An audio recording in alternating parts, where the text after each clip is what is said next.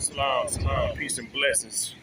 Exodus family, it's your brother Ron Exodus. It's November 25th, 2025. Up early, getting it in, trying to get ourselves mentally, spiritually, and physically ready for this day that God has blessed us with before the U.S. markets open up.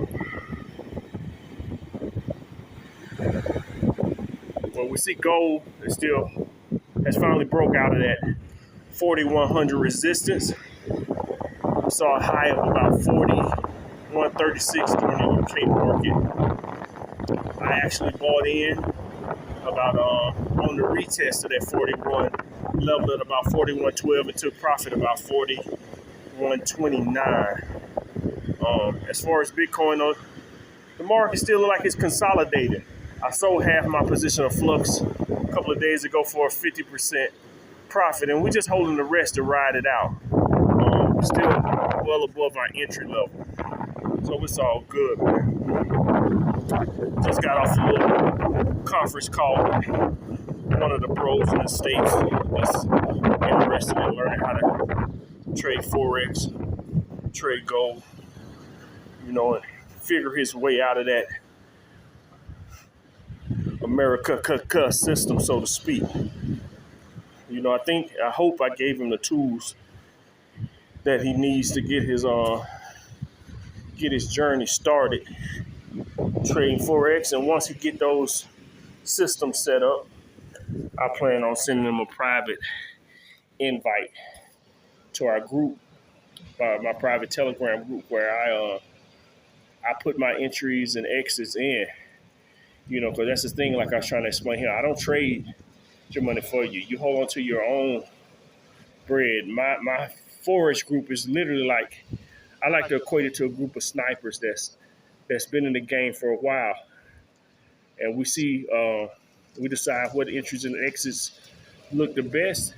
We roll in, we get the bread, and we get out of there fast. But this is something you gotta have the basic knowledge of how to set you a brokerage account, meaning where you send a little Bitcoin and then link that to your trading account. I like Trade Locker, so this is where you execute your trades.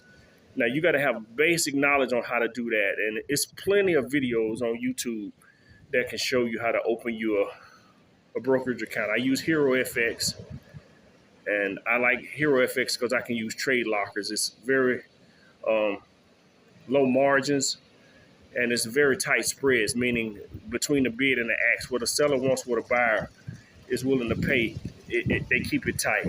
But it kind of threw me off with the question, or rather the statement, Ron, I know you're happy to be back home,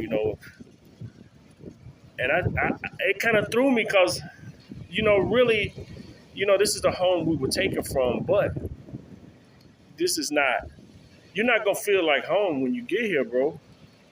We were robbed of our name, our religion, our culture, our God. So when you come here, you are literally like the most honorable Elijah Muhammad taught us, you that lost sheep. You literally that lost sheep, man. It really made me think about my brother Ray Brookins, who was more than a brother, man. When I come down here and pray in the mornings, I always make dua for my brother, because he was a teacher. He was a big brother. Even at some points, he was a father figure, man. And that's coming from a brother that didn't have any big brothers. I didn't know my father. I didn't have any uncles, So I was grateful to have a teacher like that, man. He would come scoop me up. Made me think about, as a youngster, he would come scoop me up in his Impala, and before we would leave to do whatever he had, and we was planning, he always would have a talk with me. He would always talk to me about, looking brothers in the eye, not smiling, even when they cracking jokes, because ain't nothing funny out here. We trying to handle business. But one particular time, he told me, Red, if you ever find yourself in a room of strangers, or even around people you're not around every day, you need to be able to quickly assess, who the leader, who the follower, and who the mark. Because if you can't distinguish those three people, I'm talking about in no amount of time, trust me, you the mark. You who being fed on, you who they plan to eat, you know. And it's no different than when you get here to Africa or anywhere I've been on this planet Earth. You need to distinguish, okay, who's the leaders around this piece, who the followers, and who the mark. Because believe me, when you touch down over here, you looked at as the mark.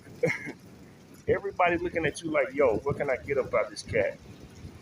You know, we used to call it pocket watching. Everybody watching your pocket to see what you holding. And like Capital One, what's in your wallet? What can they get up out of you, man?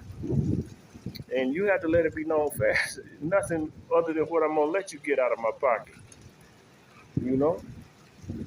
So yeah, man, it's beautiful to be here, but with me it was never about, even as a youngster, about a job. You know, teachers would ask us, what you want to be when you grow up. I never had an answer because, you know, I never wanted a job. With me, it's always I wanted to be free to do whatever I want to do, and I just worked on that until I made it happen.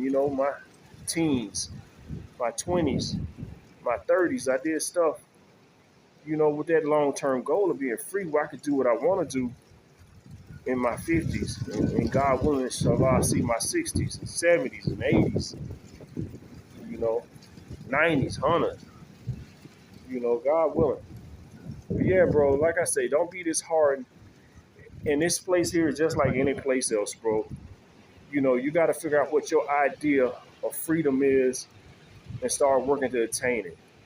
I'll do anything I can do to help you, but you got to take them baby steps by yourself and set that process up and get that foundation of knowledge, and then you can come. You welcome to the circle where we eating every day.